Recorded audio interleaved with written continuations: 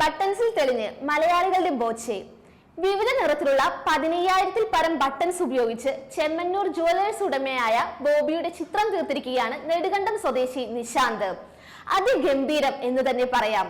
ചിത്രങ്ങൾക്ക് വ്യത്യസ്തത ഉണ്ടാകണമെന്ന ആഗ്രഹമാണ് നിശാന്തിനെ ബട്ടൺസ് ഉപയോഗിച്ച് നിർമ്മിക്കാൻ പ്രേരണയായത്. 10 ദിവസം കൊണ്ടാണ് ഈ ചിത്രം ഈ കലാകാരൻ പൂർത്തീകരിച്ചത്. നിത്യ വരുമാനം കണ്ടെത്തുന്നതിന് മാതാപിതാക്കൾ തയ്യാറാക്കുന്ന ബിരിയാണി തൂക്കുപാലത്ത് സംസ്ഥാന പാതയോരത്ത് വിൽപ്പന നടത്തിയതിനു ശേഷം ലഭിക്കുന്ന സമയത്താണ് ചിത്രരചനയിലേക്ക് കടക്കുന്നത്. കറുപ്പ്, മഞ്ഞ, ഓറഞ്ച്, ചുവപ്പ്, ബ്രൗൺ എന്നീ വർണ്ണങ്ങളിലുള്ള വലിയ എണ്ണത്തിലുള്ള ബട്ടൺസ് ശേഖരിക്കൽ എന്നതായിരുന്നു ഏറ്റവും വിഷമതയേറിയ കാര്യം. ഇതിനായി തമിഴ്നാട്ടിലെ കമ്പത്തെ കടക്കാരനെ സമീപിക്കുകയും പ്രത്യേകം വരുത്തിക്കുകയുമായിരുന്നു. ഇതുപോലെ 1.5 ലക്ഷം തീപ്പെട്ടി കമ്പുകൾ കൊണ്ട് വ്യവസായി യൂസഫ് അലിയുടെയും കറുത്ത നൂലിൽ മുൻ മുഖ്യമന്ത്രി ഉമ്മൻചാണ്ടിയുടെയും തുടങ്ങി ചലച്ചിത്ര താരം സുരേഷ് ഗോപിയുടെ വരെ ചിത്രങ്ങൾ പൂർത്തീകരിച്ചിട്ടുണ്ട്. ഇതിൽ സുരേഷ് ഗോപിയുടെ ചിത്രത്തിന് ഇന്ത്യയിലെ ഏറ്റവും വലിയ സ്ക്രൂ ആർട്ടിസ്റ്റിനുള്ള അവാർഡും കരസ്ഥമാക്കിയിട്ടുണ്ട്.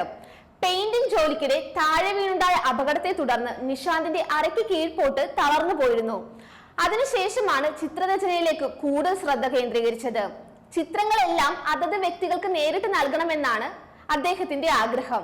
ബോച്ചയുടെ ചിത്രം തയ്യാറാക്കിയ വിവരം അറിഞ്ഞ ബോബി ഫോണിലൂടെ വിളിക്കുകയും നേരിൽ കാണാനുള്ള അവസരം ഒരുക്കാമെന്നും ജീവിതം സുരക്ഷിതമാക്കുന്നതിന് സൗകര്യം ഒരുക്കാമെന്നും ഉറപ്പു നൽകിയതായി നിശാന്ത് പറഞ്ഞു.